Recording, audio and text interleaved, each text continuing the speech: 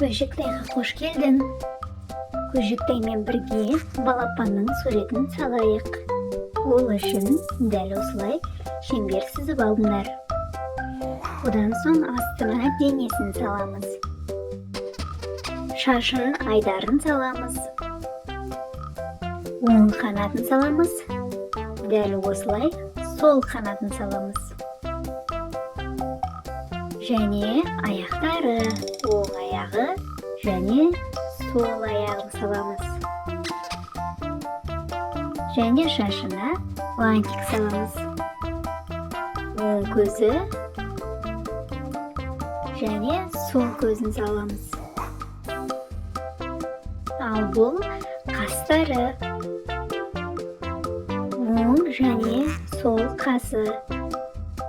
Міне аузы. Біздің балапан аяқталды. Енді бұны бояймыз.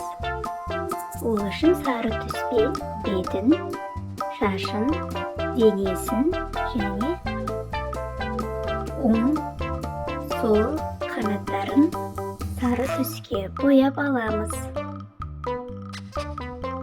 Ал қызыл түспен бантигін бояймыз және екі бетін бояйық. Ал қызыл түспен аузын және аяқтарын бояймыз. Жарайсыңдар достар, мінекей біздің балапан дайын. Ол өте қуанышты. Көжектайға тіркел.